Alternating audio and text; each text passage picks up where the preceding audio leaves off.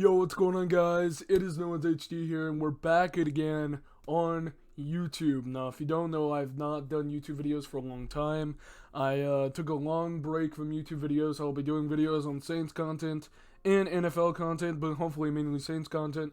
We're going to be talking mostly about the Kansas City Chiefs versus the New Orleans Saints game that just transpired. So we're going to be talking about, we have about 3 segments. By the way, every video I do is pretty much completely unscripted. I have segments I do, but they are not scripted word for word. I mostly talk straight from my head. So if you like honest content and everything, make sure you like, subscribe, and comment. Anyway, we're going to be talking about pretty much what transpired. So first of all, my overall thoughts is what we're going to be talking about first. My overall thoughts on this game is this is not a bad loss. This is not a loss we should go into and say, wow, we suck. We need to disband the franchise. We need to redo everything. This is a loss that we can go into and say, wow, we just stand toe-to-toe with the Chiefs. We just stand toe-to-toe with the Kansas City Chiefs to the very end. Even though they were dominating for most of the game, we were standing toe-for-toe versus the Kansas City Chiefs with a lot of injuries that transpired during the game. C.J. Gardner-Johnson got hurt in the middle of the game. Andreas Peat got hurt in the middle of the game. A bunch of different starting injuries that affected us. Our defense still was able to hold. Even in our offense, of course, looked abysmal in the first half. It was something that's unrecognizable as a Saints fan. You never really see that type of offense, especially when Drew Brees sits on the field. So it's like very uncommon territory. And I guarantee you the game would have been a different look if we had Michael Thomas. And maybe, even maybe, if Marquez Callaway and Deontay Harris, which a lot of people forgot, was actually on IR. If we had them, we actually could have won that game too. Those are 2 big names that a lot of people overlook as an actual big advantage for us. So that goes into basically what do I think. This is a good loss if there ever is one. We stood up against the best team in the league, and it shows that this game is going to be an amazing Super Bowl. If we can make the Super Bowl and get healthy and have Michael Thomas and all of them, for Drew Brees, we'll get into that later. So that basically clears up my thoughts on this game. I will say that the next week game is going to be the most important game of this year, of the regular season, is next week. And we're going to be talking about that later. Right now we're talking about this game, and we're going to get into our first segment that I made called Overall Team Ratings. I'm going to go bit by bit. I'm not just going to rank defense and offense and special teams. We're going to go in-depth on every single one of them, defense, special teams, and offense, of which one, and we're going to rank them kind of like Madden ratings. And we're going to give them, and then we're going to give our overall rating at the end of it. So we're going to go ahead and start off with the defensive rankings. So we're going to start off with the secondary, which I'm going to give, for the secondary this game, I'm going to give it a 72 overall. I think the secondary for the Saints played pretty well. Janoris Jenkins, Marshawn Lattimore needs to get a lot of props. Give props to C.J. Gardner-Johnson for breaking up that pass to McCall Hardman. That was a great play. Secondary, I'm going to give a 72 overall. And then we got the pass rush plus defensive line. I'm going to give that 80 overall. Just because Trey Hendrickson did a great job. Cam Jordan he was just there for pressure. He didn't really do anything. Sheldon Rankins gives big props to him. He was pushing the offensive line back, got Mahomes out of his comfort zone. And guess what? Even if you get Mahomes out of his comfort zone, he is so good that he could be under the most pressure and still break your ankles and throw it down 50 yards down the field. It's absolutely ridiculous. So I'm going to give the pass rush an 80 overall. So overall defense, even though we got chopped up, even though overall performance, I'm going to get 85 overall. You're probably like, what? We got destroyed. Mostly because our offense didn't do us any favors. If we controlled the time in possession toe-to-toe, our defense wouldn't have been so tired enough to get chopped up in that last quarter. So I'm overall, from where we standed when the game started, I'm going to give it an 85 overall, especially with the injuries that transpired as well. So now let's head on to the offensive rankings. So we're going to head off to the quarterback, receiving, running back, offensive lineman, and overall defense. Receiving meaning tight end and wide receiver, by the way. So we're going to start off with Drew Brees at quarterback. So overall at quarterback, Drew Brees played pretty well. And the problem with Drew Brees is he just got back from 11 cracked ribs and a collapsed lung, so you can't really say anything about him being like, trash. And I see a lot of headlines in the First Take media and a lot of things like that saying, like, Drew Brees is not ready to play. Drew Brees shouldn't have been started. It's an overwhelming, obvious opinion that Drew Brees should have started this game to get his feet wet back in the game, especially hitting him hard like this, even though it does suck. It's going to get him more ready for more opponents coming forward. It's not going to make him rusty. If we literally started Drew Brees for the start of the playoffs, that's asking for a first-round exit. Because Drew Brees wouldn't have any experience heading into the playoffs. He would have been rusty over nearly 2 months without playing in the playoffs. That's absolutely insanity. So it's great that he did it. And in the first half, he looked horrible. A lot of the Saints fans said they wanted to bench him for Taysom Hill, which was kind of dumb. I figured that he would get better as the game went on.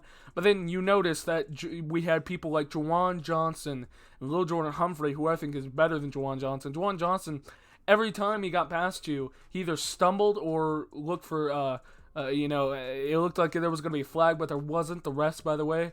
I'm not going to blame this loss on the refs because it's not, but there was some really, really bad calls this game.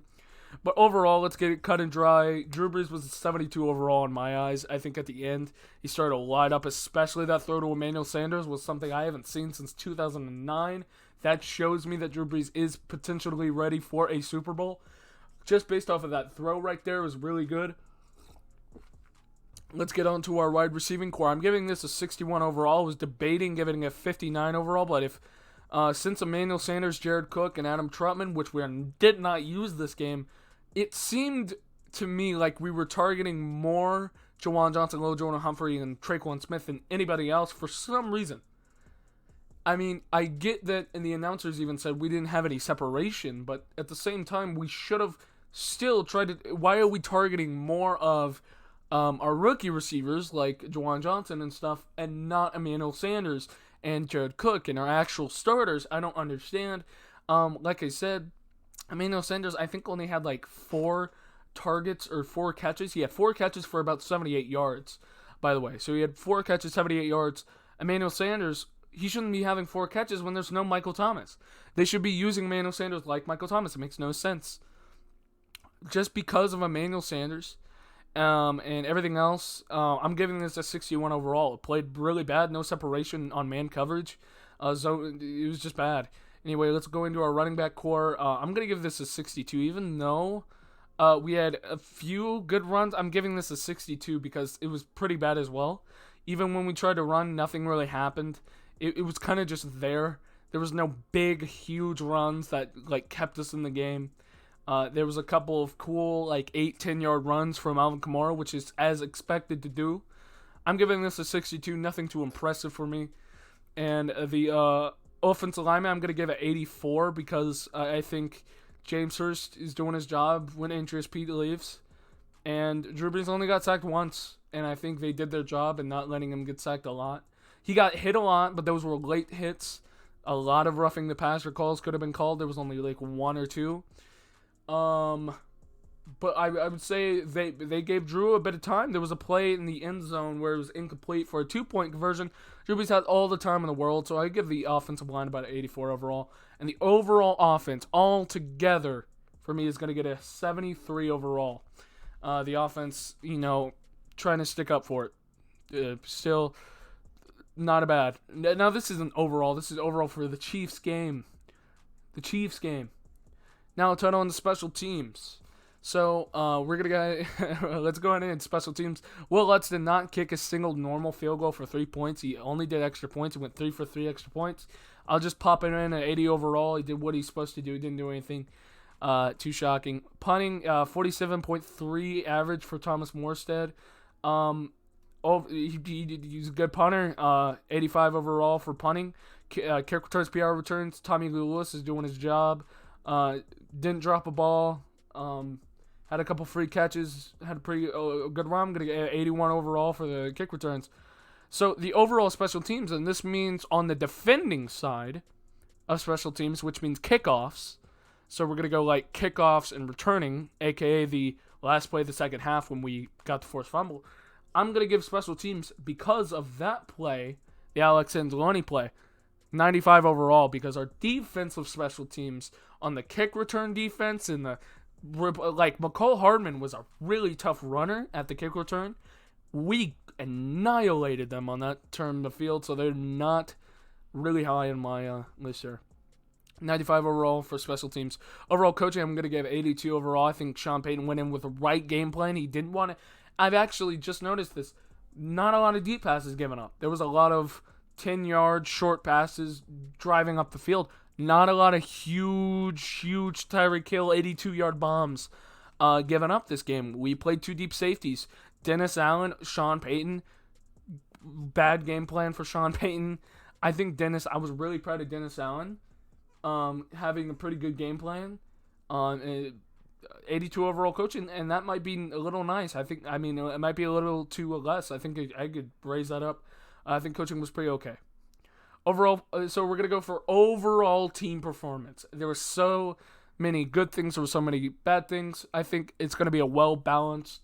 I could give it an 80. I could give it a 75. I'm going to go ahead and give it an 85 overall, considering it was the Kansas City Chiefs. If this was a team that was anything like the Eagles or someone bad like the Cowboys, or this overall performance against any other team would be about a 75.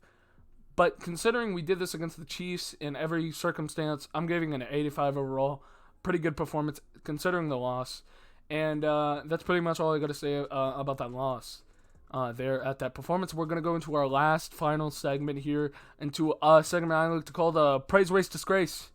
The praise, raise, and the disgrace. So basically what we do here is we're going to give our best player, our second best player, and our worst player. So we're going to give 2 good players, and then we're going to give 1 very bad player that could have cost us the game. So we're going to get off our first praise player, the player we could praise here. I'm going to give this one to Trey Hendrickson for our praise. I think Trey Hendrickson got a lot of hits. He's tied number 1 against Aaron Donald in sacks media. Where are you talking, Stephen A. Smith?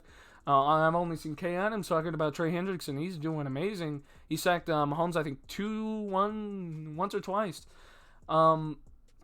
Trey Hendrickson, I think, is probably one of the best players that helped us this game. Second on raise is going to be Emmanuel Sanders, mainly because there's not a lot, and that pass was a momentum booster. That pass at the end of halftime, the 51-yard bomb from Drew Brees to Emmanuel, that was a momentum booster. And our worst player, it was hard to find a worst player because everyone played their asses off. Everyone had their good moments. Even the bad players had their good moments. I'm going to give this one. This might be a little petty, but I'm going to give this one to Alex Anzalone.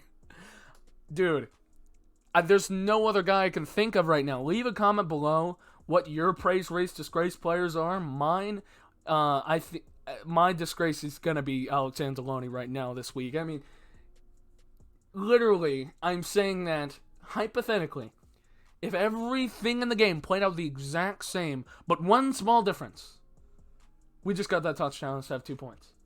You know how big a difference of 2 points is to 7? Big. Would have won the game if everything hypothetically played out the same way it did. If we just got that touchdown, we would have won.